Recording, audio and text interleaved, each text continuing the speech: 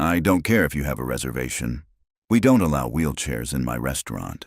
It makes the other guests uncomfortable. Ben Carter froze, his hand tightening around his 8-year-old daughter Lily's shoulder. They'd been waiting in line behind a woman in a wheelchair for the past 10 minutes at Bellissimo, the nicest Italian restaurant in downtown Portland. It was supposed to be a special night. Lily's first straight-A report card, their monthly tradition of celebrating her achievements. But now, watching the restaurant owner, Vincent Romano, block the entrance with his arms crossed, Ben felt his stomach turn. "Sir, I've eaten here before," the woman said calmly, though her hands gripped the wheelchair's armrests. "I made a reservation 3 days ago under the name Claire Donovan." "I don't care what name you used," Vincent snapped. "My restaurant has an image to maintain. Wheelchairs don't fit that image. There are plenty of other places you can eat." The Friday night crowd was watching now. Some looked uncomfortable. Others pulled out their phones. No one said anything. "Dad," Lily whispered, tugging his sleeve. "That's not fair." Ben looked down at his daughter, then back at the woman being humiliated in public. He thought about walking away. This wasn't his problem. He had Lily to think about, and he couldn't afford to make scenes. But then he remembered what he'd taught her about standing up for what's right. He stepped forward. "Excuse me," Ben said, his voice steady despite his racing heart. "What exactly is the problem here?" Vincent turned, his expensive suit catching the restaurant's warm lighting. "This doesn't concern you. Please wait your turn. It concerns me when I see discrimination happening right in front of my daughter." Ben kept his voice level. "This woman has a reservation. She's a paying customer. What's the actual issue?" "The issue is that I run a high-end establishment," Vincent said, his face reddening. "Our tables are close together. Our aisles are narrow. A wheelchair would disrupt the entire dining room. It's a safety concern." "That's not what you said a minute ago," the woman in the wheelchair interjected. Her voice was controlled, but Ben could hear the anger beneath it. "You said wheelchairs make people uncomfortable. That's discrimination, Mr. Romano." "I have the right to refuse service to anyone," Vincent shot back. Ben glanced at the woman. She was probably in her mid-30s, with dark hair pulled back in a simple ponytail. She wore jeans and a nice sweater. Nothing fancy. But she carried herself with a dignity that Vincent's words couldn't diminish. Her wheelchair was manual, well-worn, the kind that spoke of years of use, rather than a temporary injury. "Actually, you don't," Ben said. "The Americans with Disabilities Act says otherwise. You're required to provide reasonable accommodations." Vincent's eyes narrowed. "And who are you?" "Her lawyer." "I'm someone who knows right from wrong." "Dad's right," Lily said, stepping forward. Her small voice carried more courage than most adults in that line. "Our teacher says everyone should be treated fairly." Vincent looked at Lily, then back at Ben. "You're teaching your daughter to interfere in private business matters?" "Some parenting." Ben felt his jaw clench. "I'm teaching my daughter to stand up for people who are being treated unfairly. Something you clearly don't understand." The woman in the wheelchair looked up at Ben, surprise evident in her hazel eyes. "Thank you, but you don't have to do this." "I'll just go." "No," Ben said firmly. "You made a reservation. You have every right to be here." Vincent pulled out his phone. "That's it. I'm calling the police. You're trespassing, and you're causing a disturbance." "Call them," Ben said. "I'm sure they'd be very interested in your business practices." Several people in line had their phones out now, recording everything. Vincent noticed, and his expression shifted from anger to something more calculating. "Fine," he said coldly. "You want to make this a problem? You're both banned from this restaurant, permanently. And if you don't leave my property in the next 30 seconds, I will have you arrested for trespassing." The woman wheeled herself backward. "It's okay. I'm leaving. This isn't worth it." "Wait," Ben said, but she was already turning toward the street. Vincent smirked at Ben. "You too. Get out and take your little activist daughter with you." Ben felt Lily's hand slip into his. He wanted to say more, wanted to make Vincent understand how wrong this was, but he knew it wouldn't change anything. Some people's minds were already made up. "Come on, Lily," he said quietly. "Let's go." They walked out into the cool October evening.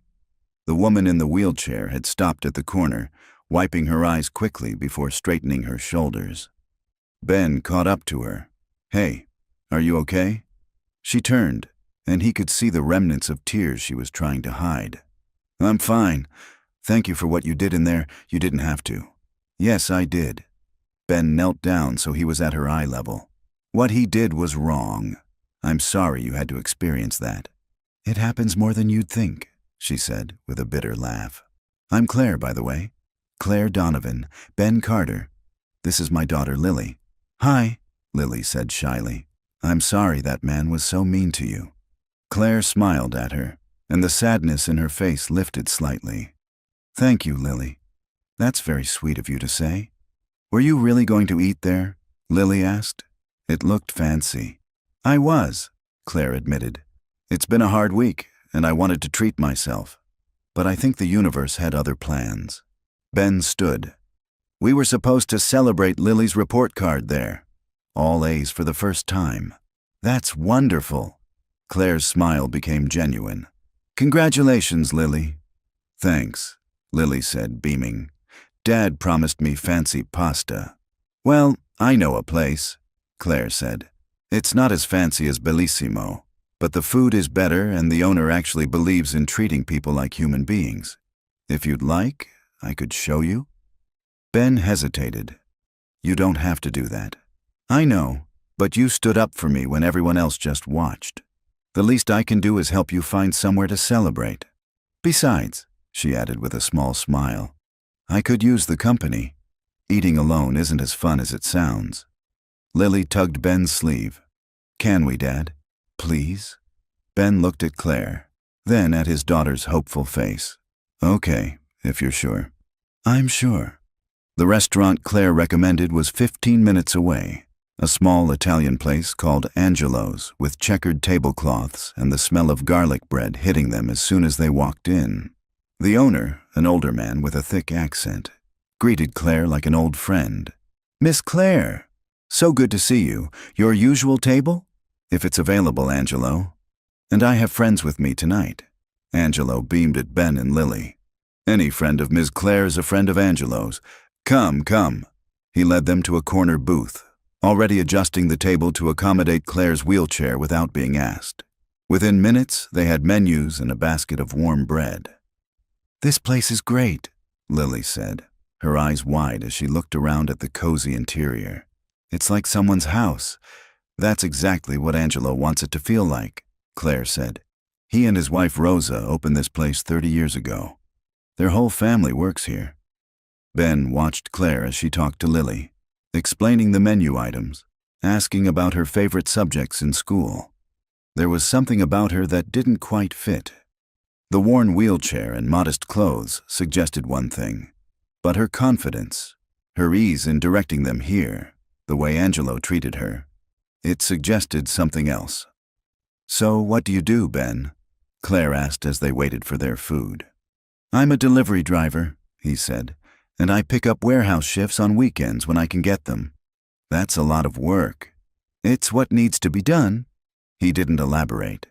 Didn't mention that his wife had died 2 years ago, that the medical bills had wiped out their savings, that he was barely keeping their heads above water. Those weren't first conversation topics. "And you, Claire?" he asked. "What do you do?" She hesitated, just for a second. "I work in real estate, mostly administrative stuff. Nothing exciting." It was the first time Ben thought she might not be entirely truthful, but everyone was entitled to their privacy. Lily, oblivious to the undercurrents, was coloring on the paper placemat Angelo had given her. "Miss Claire, can I ask you something?" "Of course." "How long have you been in a wheelchair?" "Lily," Ben said quickly. "That's personal." "It's okay," Claire said. "I don't mind." 4 years, Lily. I was in a car accident." "Does it hurt?" "Not anymore. It was scary at first, learning to do everything differently, but I figured it out." "You're really brave," Lily said seriously. "I think if I was in a wheelchair, I'd be scared all the time. You know what? You're braver than you think, and your dad is one of the bravest people I've met." Ben felt his face warm. "I just said what needed to be said. Most people don't. They see something wrong and they look away because it's easier. You didn't." Their food arrived, and for a while they just ate and talked about lighter things. Lily told Claire about her teacher, Mrs. Henderson, who made learning fun, about her best friend Emma, who wanted to be a veterinarian, about the book she was reading, something with dragons and magic that Ben couldn't keep track of, but Lily loved. Claire listened like every word mattered. She asked follow-up questions, remembered details, engaged with Lily in a way that made the girl light up. Ben found himself relaxing for the first time in months, watching his daughter be genuinely happy in a way she hadn't been since her mother died. "Your mom would be proud of those grades," Claire said gently to Lily. Lily's face fell slightly. "She died 2 years ago." "I'm so sorry," Claire said, and her sympathy sounded genuine, not the practiced condolence Ben had gotten used to hearing. "That must be really hard."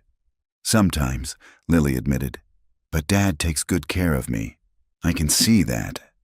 When the check came, Claire reached for it quickly. "This is on me." "No way," Ben protested. "You already helped us find this place. Please, you lost your reservation because of me. It's the least I can do." "You didn't cost us anything. Vincent Romano's bigotry did." They argued politely until Angelo came over, laughing. "Ms. Claire already has a tab here. It's taken care of." Claire smiled innocently. "Oops." Ben shook his head but couldn't help smiling. "Thank you, but I owe you one." "No, you don't." "We're even." As they walked outside, Claire pulled out her phone. "Could I get your number? I'd like to stay in touch. Maybe we could do this again sometime." Ben gave her his number, watching as she saved it. A black sedan pulled up to the curb, and a driver got out to help Claire into the back seat, folding her wheelchair with practiced ease. "You have a driver?" Lily asked, impressed. "Sometimes," Claire said, "when I don't feel like driving myself." "Good night, Lily. Congratulations again on your report card." "Night, Miss Claire." As the car pulled away, Ben stared after it. That wasn't a regular sedan. That was a private car service, the kind that cost serious money. And Claire had mentioned she worked in real estate doing administrative work. Something didn't add up. "Dad, I really like her," Lily said as they walked to their bus stop. "Me too, sweetie." "Do you think we'll see her again?" "I hope so." What Ben didn't know was that by the time they got home that night, the video of the confrontation at Bellissimo had already been posted online. Someone in line had captured everything: Vincent's discrimination, Ben's defense, the entire exchange. And it was spreading fast. By Saturday morning, Ben woke to his phone exploding with notifications. 17 missed calls and dozens of text messages from numbers he didn't recognize. "What the hell?" he muttered, scrolling through messages that all seemed to reference a video. He found it on social media.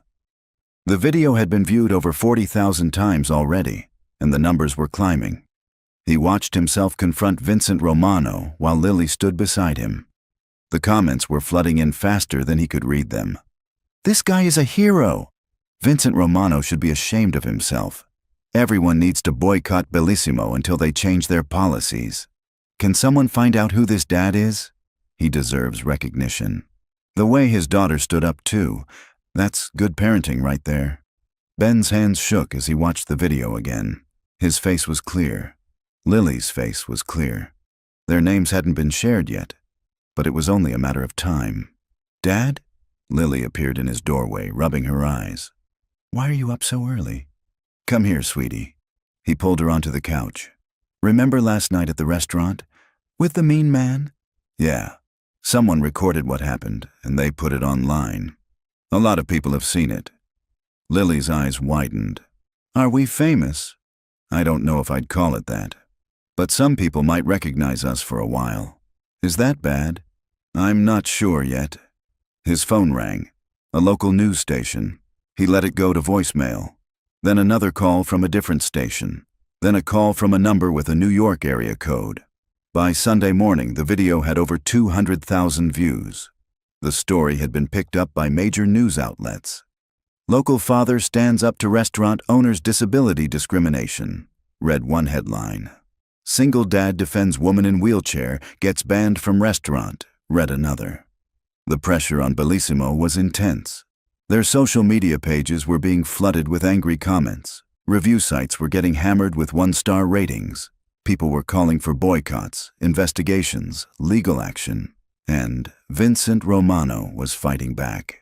He gave an interview to a local news station Sunday afternoon, looking composed and reasonable in his expensive suit.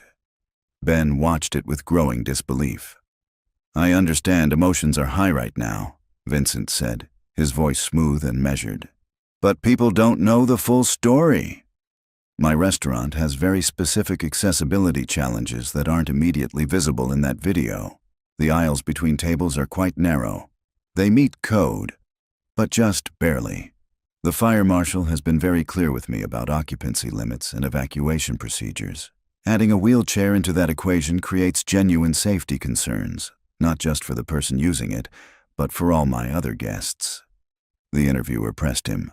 "But witnesses say you specifically stated that wheelchairs make other guests uncomfortable." Vincent's expression didn't waver. That was taken out of context. "What I meant was that when guests see someone struggling to navigate a space that clearly isn't designed for accessibility, it makes everyone uncomfortable, including the person in the wheelchair. I was trying to save that woman from an unpleasant experience. I've had disabled guests in the past who've told me they felt awkward trying to maneuver through the tight spaces. I thought I was being considerate." "Do you have any comment on the man who defended her?" "Ben Carter. I think Mr. Carter meant well. He saw what he perceived as an injustice and he spoke up. I can respect that impulse. But he didn't understand the full situation. He didn't know about the safety regulations I have to follow, about the previous complaints I've received from disabled guests about the difficulty of navigating my restaurant.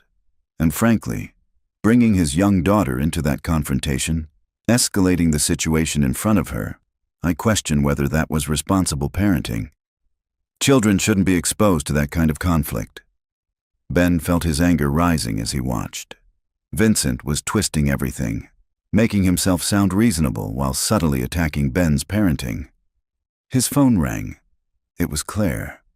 "Ben, have you seen the news?" "Yeah, I've seen it." Vincent is lying through his teeth. "I did some research last night. Bellissimo has been cited twice in the past 3 years for ADA violations.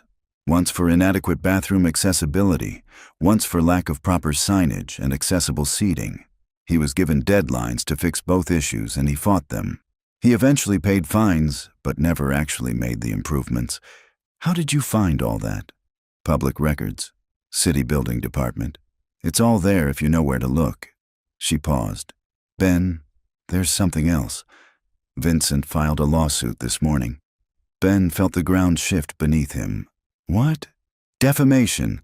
He's suing you for damages, claiming that your statements in the video and the resulting publicity have caused irreparable harm to his business reputation. He's asking for $200,000. Ben couldn't breathe. "I don't have that kind of money. I don't have any money." "I know, that's the point. He's not trying to win. He's trying to scare you into backing down. If you're buried in legal bills, fighting a lawsuit you can't afford, you'll shut up and go away. The story dies, and Vincent gets to play the victim of an online mob. But I didn't say anything that wasn't true. I was there. I saw what happened. Truth is a defense against defamation, but you still need a lawyer to make that argument in court. And lawyers are expensive." Ben sat down heavily on his worn couch, his head spinning. "I can't fight this. I can't afford a lawyer. I'll lose my apartment. Child services will get involved. I'll lose custody of Lily." "Ben, listen to me." Claire's voice was firm. "That's not going to happen. I'm not going to let Vincent Romano destroy your life because you stood up for me. Claire, I appreciate the sentiment, but I'm going to pay for your legal defense. The best lawyers in the state." Ben was silent for a long moment. "I can't accept that." "Yes, you can." "No, I can't. I don't know you well enough to accept that kind of help. And even if I did, I have my pride. I can't just let someone else fight my battles. This isn't about pride, Ben. This is about survival. Vincent is using the legal system as a weapon. He knows you can't fight back. That's why he's doing this. But why would you help me? You barely know me. Because what you did matters. And because I have resources you don't. And it would be wrong of me to watch you suffer when I could help. She paused. Ben, can we meet? There's something I need to tell you. Something I should have told you Friday night. They met at a park near Ben's apartment on Monday afternoon. Lily was at school, and Ben had called in sick to his warehouse shift. Something he never did, but he was too shaken to work. Claire was waiting by the fountain, her wheelchair positioned in the shade of a large oak tree. "Thanks for coming," she said, as Ben sat down on the bench beside her. "What did you want to talk about?" Claire took a deep breath. "I haven't been completely honest with you about who I am." Ben's stomach tightened. "Okay. When I said I work in real estate doing administrative work, that was technically true, but it's not the whole truth." She met his eyes. "My name is Claire Donovan. I own Donovan Industries." The name hit Ben like a physical blow. Donovan Industries, one of the largest real estate development companies in the Pacific Northwest. He'd driven past their buildings, seen their signs on major construction projects across Portland and Seattle. They were involved in everything from commercial developments to affordable housing initiatives. "You're that Claire Donovan," he said slowly. "Yes." "The CEO, the millionaire." "Yes." Ben stood, pacing a few steps away. His mind was reeling. "Why didn't you tell me?" "Because when people find out who I am, everything changes," Claire said, and he could hear the exhaustion in her voice. "They either start treating me like I'm fragile, poor little rich girl in a wheelchair, isn't that tragic? Or they start seeing dollar signs. Friends who suddenly need loans, family members who have investment opportunities, men who are very interested in dating me once they know my net worth. I wanted you and Lily to see me, not my bank account." "So you lied."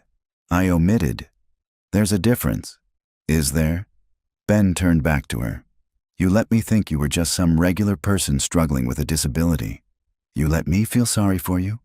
"I never asked for your pity," Claire said sharply. "You stood up for me because you thought it was right, not because you felt sorry for me. Would you have acted differently if you'd known I was wealthy?" "No, but..." "Then what's the problem?" "The problem is that I've been sitting here agonizing about how I'm going to fight this lawsuit, thinking I'm going to lose everything. And you're sitting on millions of dollars acting like we're equals. We're not equals, Claire. You could buy and sell me 1,000 times over. Money doesn't make us unequal, Ben. It's just money. Easy to say when you have it." Claire wheeled closer to him. "You're right. It is easy to say. But let me tell you what money doesn't buy.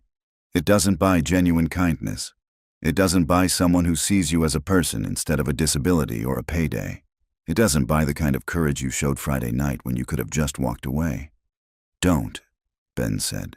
"Don't try to make me feel better about this by romanticizing what I did. I'm not some noble hero. I'm a guy who's barely keeping his head above water, and now I'm being sued for $200,000 I don't have. Which is why I'm offering to help. By paying for my lawyer. With your money. Making me even more indebted to you. It's not a debt. It's standing together against someone who's wrong." Ben was quiet for a long moment, staring at the fountain. "If I accept your help, everyone's going to think I stood up for you because I knew you were rich. They're going to think I orchestrated this whole thing to get close to your money. Do you care what people think?" "When it affects Lily, yeah, I do. What happens when she goes to school and the other kids say her dad is a gold digger? What happens when people look at us and see a scheme instead of what actually happened?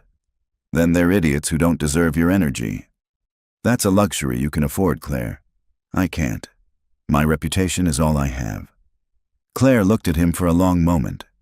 "So, what are you saying?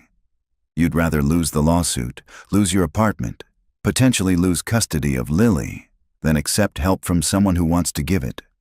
"I'm saying, I need to think about this. I need to figure out if accepting your help is going to make things better or worse in the long run. While you're thinking, Vincent's lawyers are working. Every day you wait is a day they're building their case. I know, Ben ran his hands through his hair.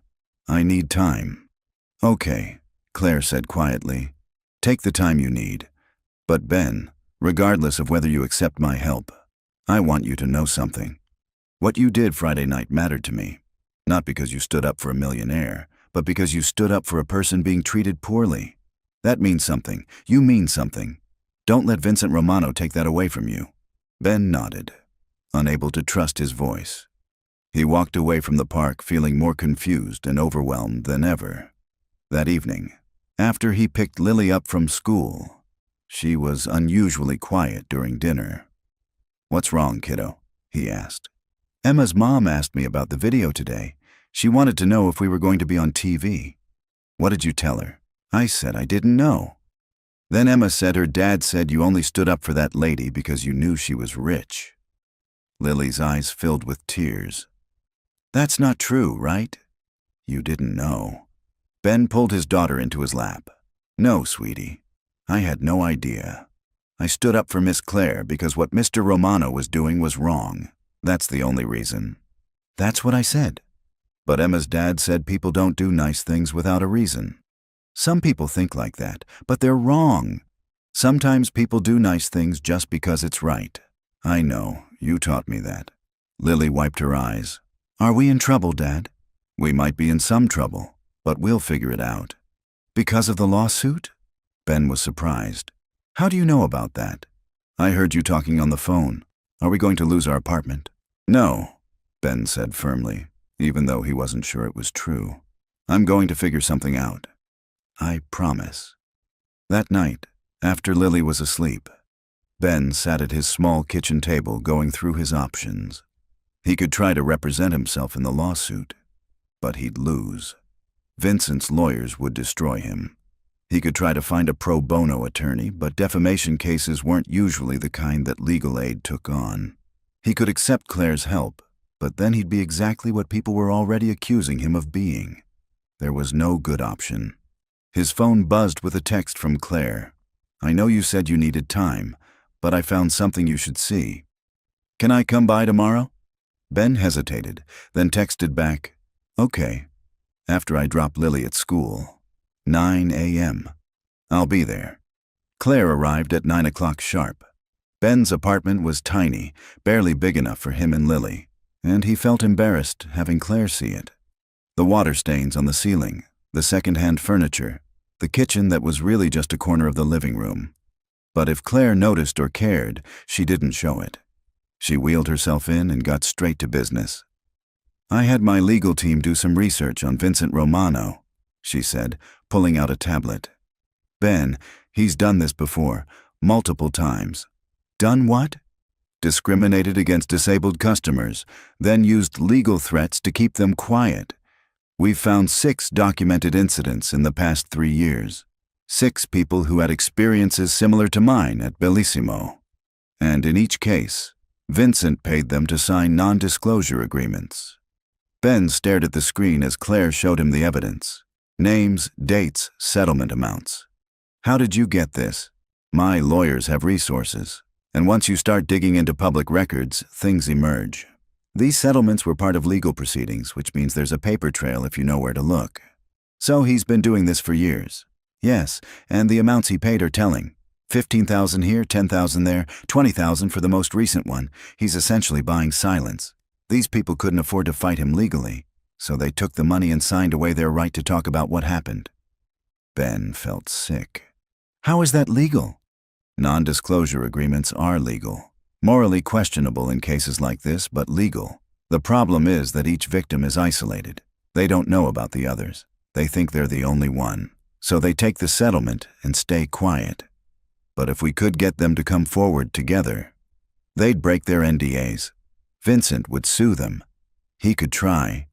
But if multiple people violate their NDAs simultaneously, and if there's a legitimate public interest in the information they're sharing, the legal risk gets more complicated. Especially if they have good lawyers defending them. Lawyers you would pay for." "Yes." Ben stood, pacing the small space. So your plan is to track down these 6 people, convince them to risk being sued, and create some kind of united front against Vincent. That's a huge ask, Claire. I know, but it's the truth. Vincent Romano has a pattern of discrimination. He's been getting away with it for years because he has money and power, and he uses both to keep his victims silent. Your case isn't an isolated incident. It's the one that finally got caught on camera. And what do you get out of this? What's your angle? Claire looked at him steadily. My angle is that I'm tired of people like Vincent Romano thinking they can treat disabled people however they want because no one will hold them accountable. My angle is that you stood up for me when no one else would, and I'm not going to sit back and watch him destroy you for it. That's my angle, Ben. Is it good enough for you? Ben sat back down, his anger deflating. I'm sorry.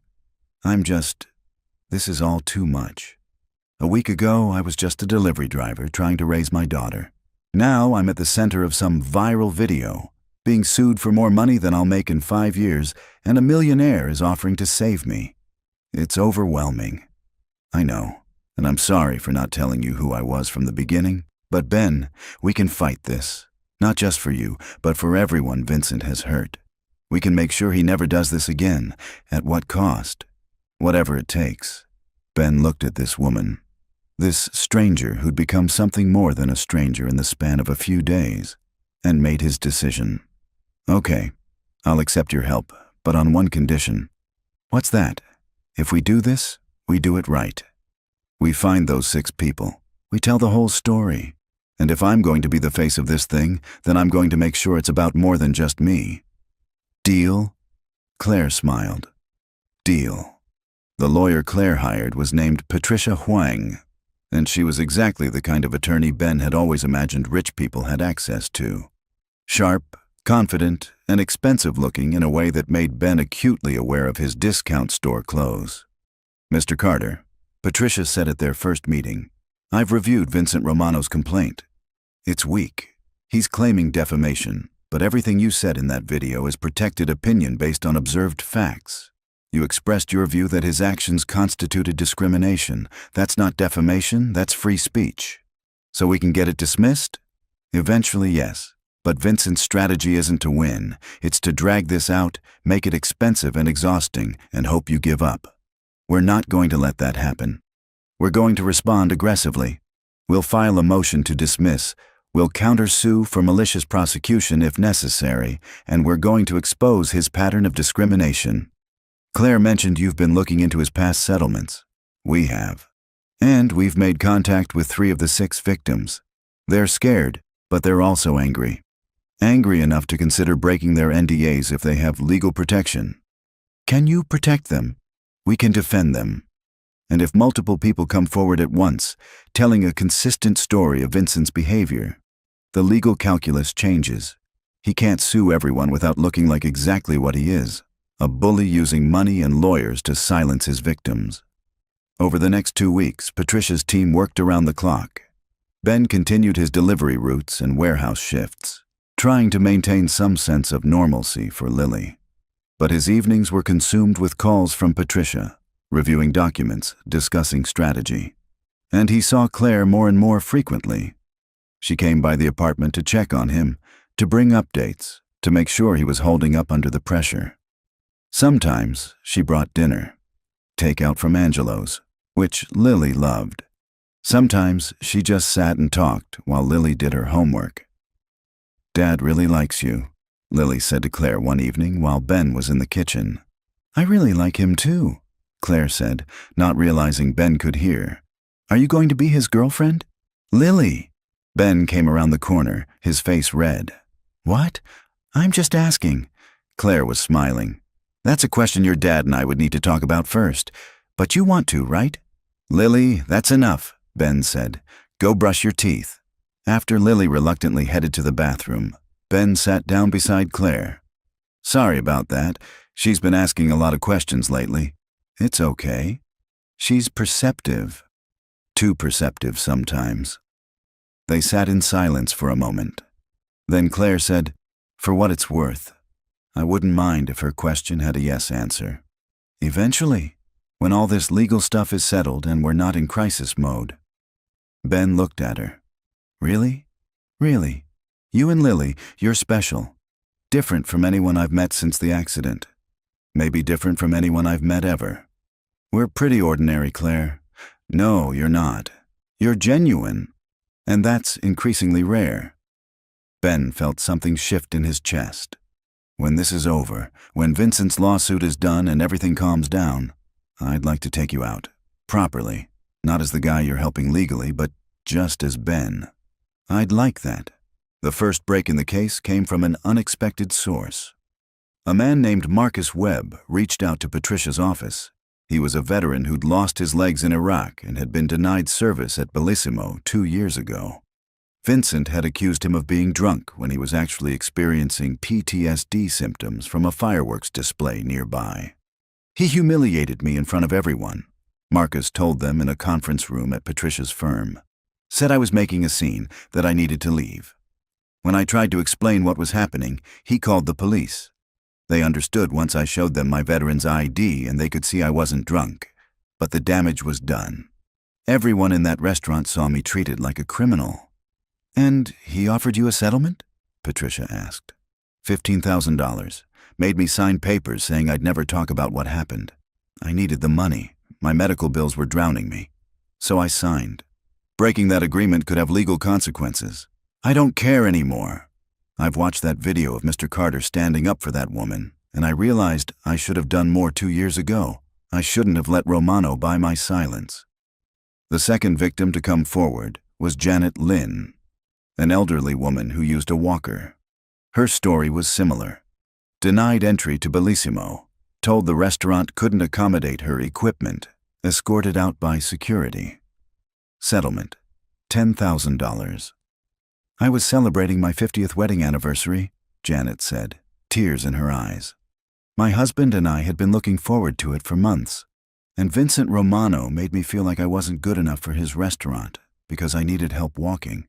My husband died 6 months later. That was our last anniversary. He ruined it.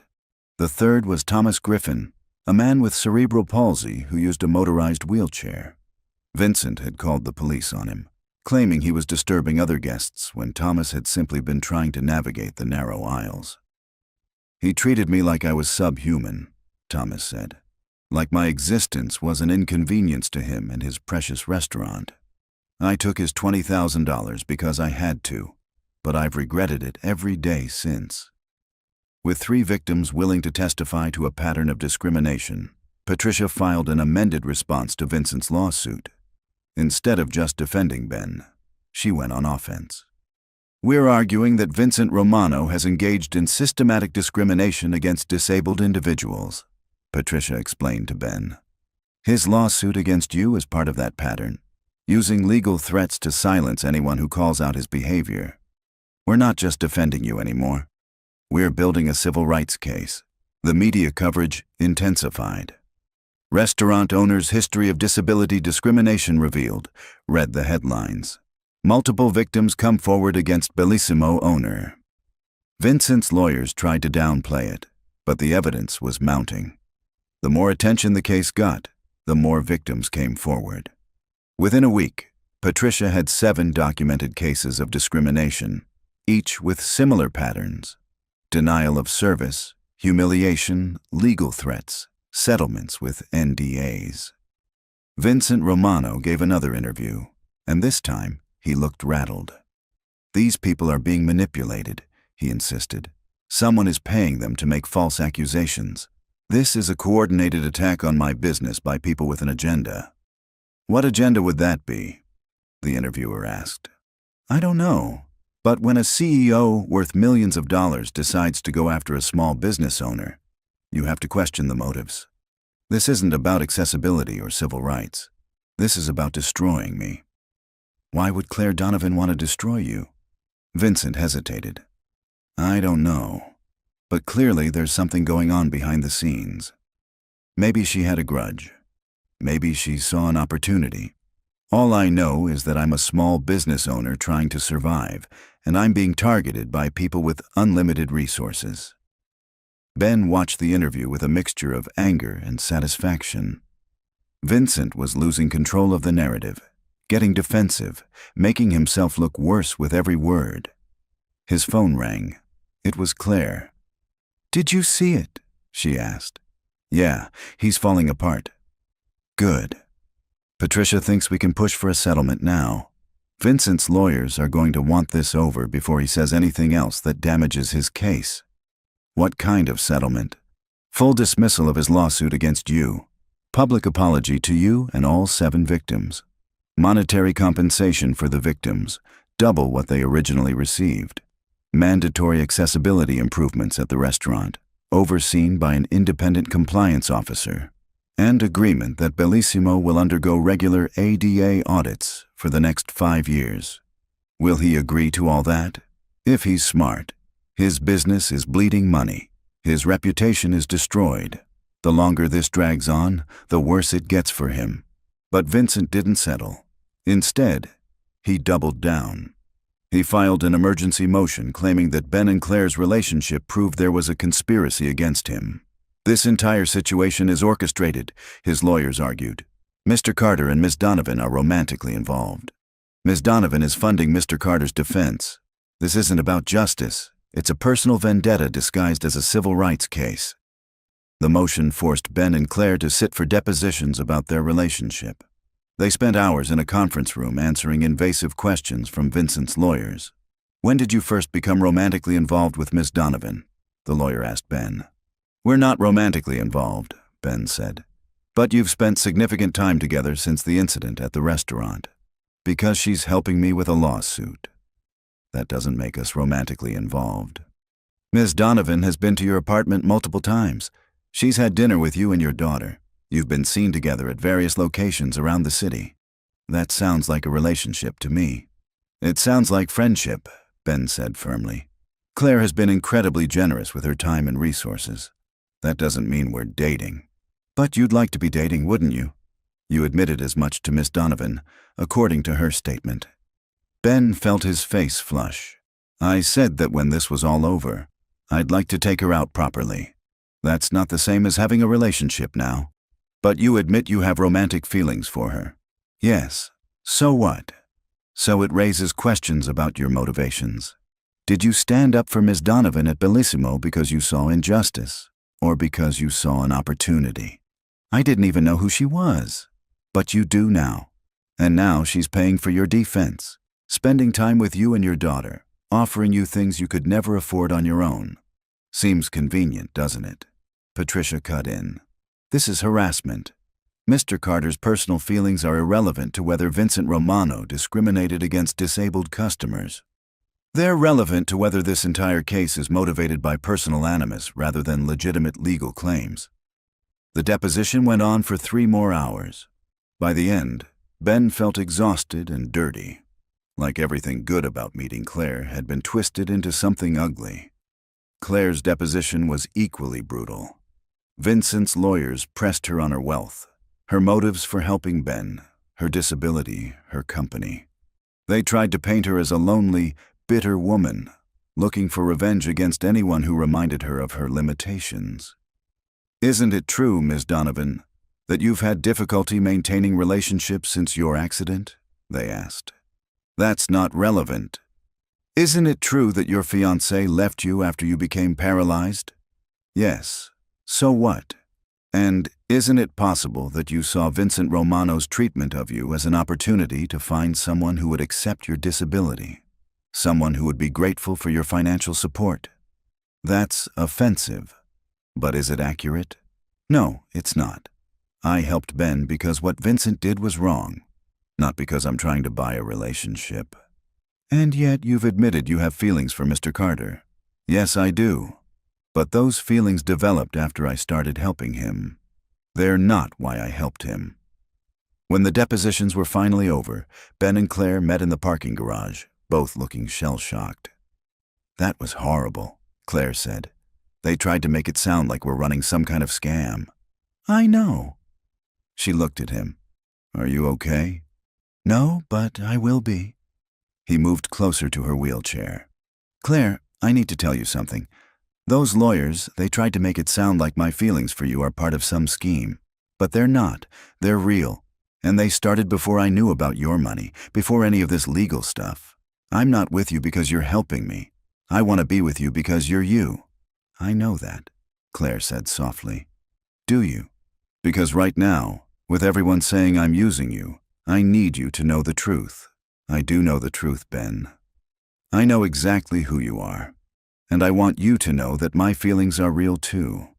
This isn't about my money or your gratitude or any of the garbage Vincent's lawyers are trying to suggest. This is about two people who found each other in an unexpected way and realized they don't want to let go." Ben leaned down and kissed her. It was their first kiss, soft and tentative, in a concrete parking garage with fluorescent lights humming overhead. Not romantic by any standard measure, but perfect in its honesty. When they broke apart, Claire was smiling. "So, I guess we are dating now." "I guess we are. Vincent's lawyers are going to have a field day with this." "Let them. I don't care anymore. You're worth it." The breakthrough in the case came from an unlikely source, a journalist named David Park, who'd been investigating Vincent Romano for an entirely different story about business licensing violations. In the course of his research, David discovered that 5 years ago, before any of the documented discrimination incidents, Vincent had been sued by the city for refusing to install required accessibility features during a major restaurant renovation. He'd lost the lawsuit and been ordered to make specific improvements: widening aisles, installing grab bars in bathrooms, providing accessible seating options, improving signage. The court had given him 6 months to comply. He'd never done it. "He just ignored the order," David told Patricia when he brought her the documents. "The city never followed up, never sent inspectors, never enforced the judgment. He was supposed to pay fines for every month he was out of compliance, but someone dropped the ball. He's been operating in violation of a court order for 5 years. Patricia immediately filed another amended complaint, this time adding the city's failure to enforce accessibility laws as part of the case. The revelation was explosive. "Restaurant owner ignored court order for 5 years, read the headlines. City failed to enforce disability rights laws. The Portland Building Department launched an emergency investigation. The state attorney general got involved. Suddenly, Vincent wasn't just facing a civil lawsuit. He was facing potential criminal charges for violating a court order. The pressure became unbearable. Vincent's investors all pulled out. His head chef quit, followed by half his waitstaff. Reservations had dried up weeks ago, but now his suppliers started refusing to deliver. The restaurant was effectively finished. Vincent's lawyers came back to Patricia with a settlement offer. "Mr. Romano is willing to dismiss all claims against Mr. Carter. He'll issue a public apology. He'll compensate all 7 victims for double their original settlements, and he'll finally comply with the 5-year-old court order regarding accessibility improvements." "Not enough," Patricia said. "He has to meet with each victim personally and apologize face to face. No lawyers, no scripts. Just him acknowledging what he did. And the restaurant undergoes independent ADA compliance audits annually for the next 10 years. If he fails even once, the settlement is voided and we resume litigation." Vincent's lawyers balked, but they didn't have leverage. Vincent agreed to everything. The personal apologies were scheduled for December, almost 3 months after that October night outside Bellissimo. Ben was present for each one, lending support to the victims who'd become more than case files to him. They'd become friends. Marcus Webb went first. He sat across from Vincent in Patricia's conference room, his prosthetic legs visible, and listened as Vincent spoke. "I'm sorry," Vincent said. "I didn't see you as a person that night. I saw a problem, a disruption to my carefully controlled environment. I was wrong. You deserve dignity and respect, and I gave you neither. I'm sorry." Marcus was quiet for a long moment. Then he said, "I don't know if you mean that, but I appreciate you saying it, and I hope you actually learned something from all this." Janet Lynn's meeting was more emotional. She cried as Vincent apologized for ruining her last anniversary with her husband. "I can't give you that night back," Vincent said, "but I want you to know that I understand now what I took from you. It wasn't just dinner. It was a memory you should have had. Thomas Griffin was the hardest. He looked Vincent directly in the eye and said, "You made me feel like I wasn't human, like my disability made me less than. I hope you never make anyone feel that way again." Claire's meeting with Vincent was the last. Ben wanted to be there, but Claire asked to do it alone. When she emerged an hour later, her eyes were red, but she was smiling. "He apologized," she said. "Really apologized. Broke down crying, actually. Said he's been living in fear since the accident that put him in a wheelchair temporarily 10 years ago. He'd recovered, but he never dealt with the trauma. Seeing disabled people reminded him of his own vulnerability, so he pushed them away. It's not an excuse, but it's an explanation. Do you believe him? I think he finally understands what he did. Whether he's actually changed, time will tell." The legal settlement was finalized in January. Vincent Romano paid out over $400,000 in victim compensation and accessibility improvements. Bellissimo stayed open, but barely. It would take years to rebuild the reputation Vincent had destroyed. The story eventually faded from the news cycle. Ben and Claire's relationship, however, continued to grow. They took things slowly, mindful of Lily and the complications of merging their very different worlds. Claire spent more time at Ben's small apartment than at her own house. She loved the cramped, lived-in feeling of it, the way it felt like a real home rather than the museum her house had become. "I want to help with your expenses," Claire said one evening after Lily had gone to bed. "Not because you need saving, but because we're building something together and that means sharing resources." "I still struggle with that," Ben admitted. "I know, but Ben, you've let me into your life. You've shared Lily with me, trusted me with something precious. Let me contribute too, not as charity, but as partnership." It took time, but Ben slowly learned to accept help without feeling diminished, to understand that Claire's wealth didn't make him lesser, just different. That love wasn't about equality of bank accounts, but equality of respect, trust, and commitment. In March, 6 months after that October night, Ben asked Claire to marry him.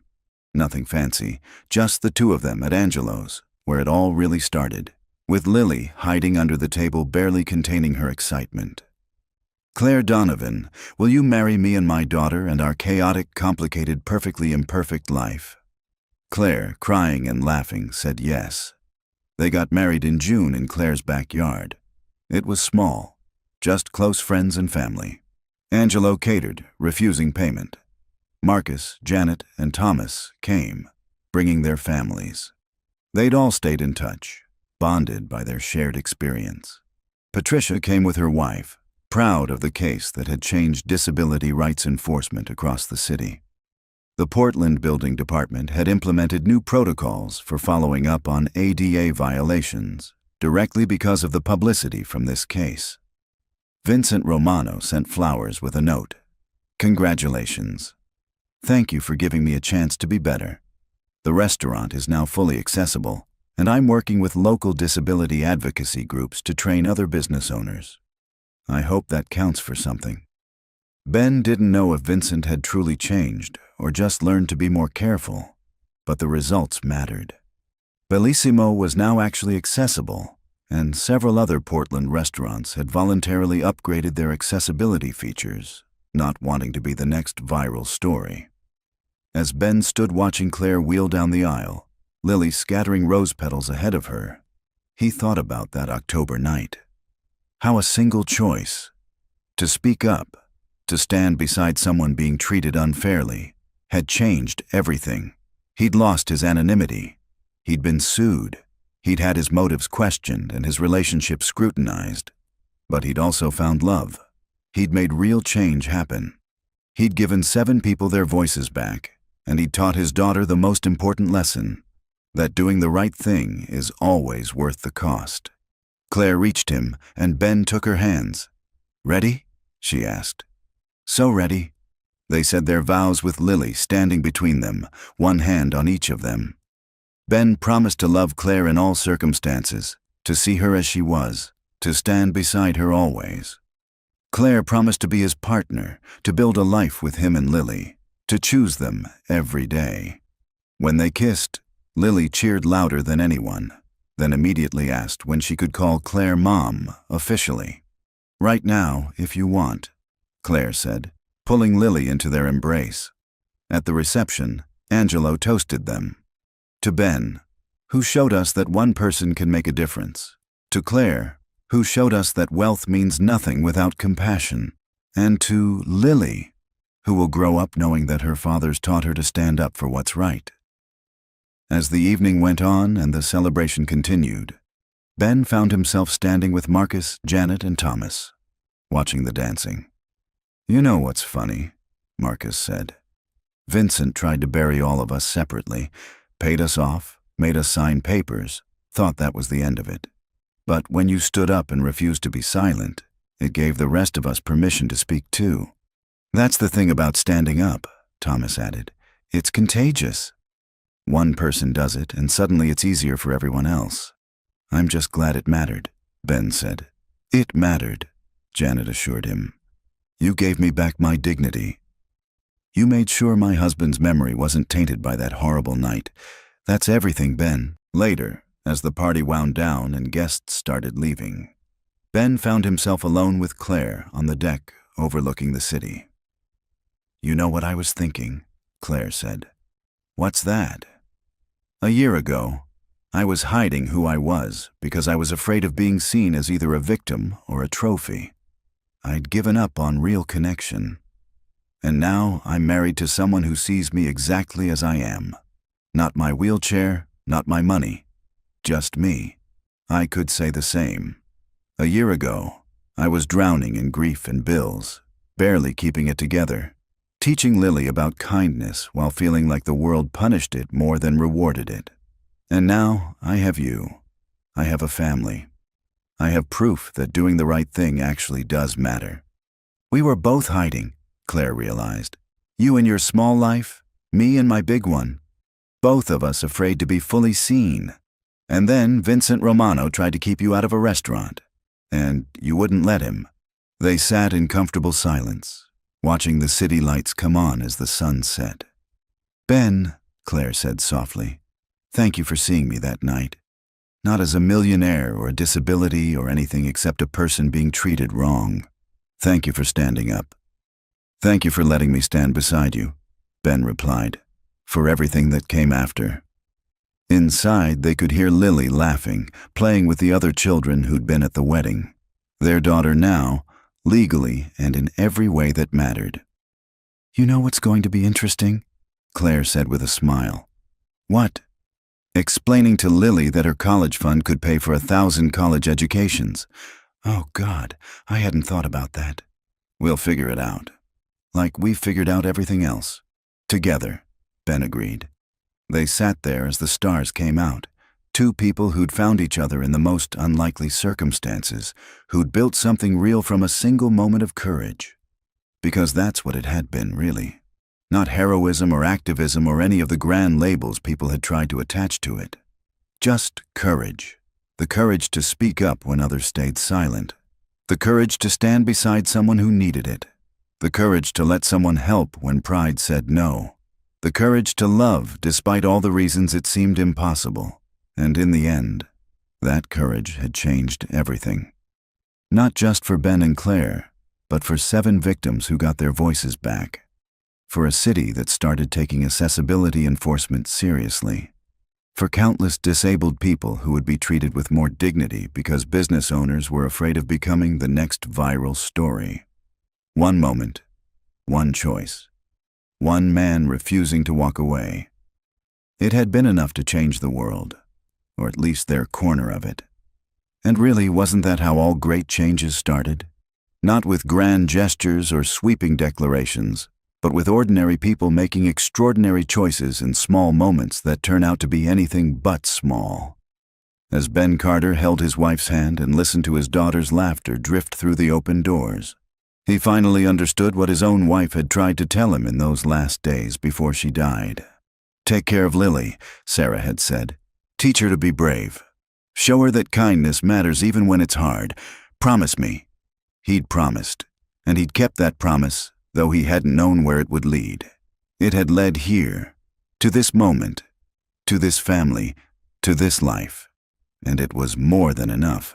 It was everything. And with that, the final words fade, but the story lingers on. I like to think that every story leaves behind a little bit of light to help us see our own lives more clearly. I'm curious, what's the one truth from this story that you feel you'll carry forward? And as always, it means the world to see where this story has found a home, so please feel free to share what city or country you're listening from. I believe stories are like a compass. They don't always give us the answers, but they can help us find our own way. If you believe in navigating life with a little more heart, consider subscribing. We're all fellow travelers here, sharing tales for the road ahead. Thank you for spending this hour with me. Your time is a precious thing, and choosing to spend it here is something I will never take for granted. Until the next chapter, find your light and let it shine.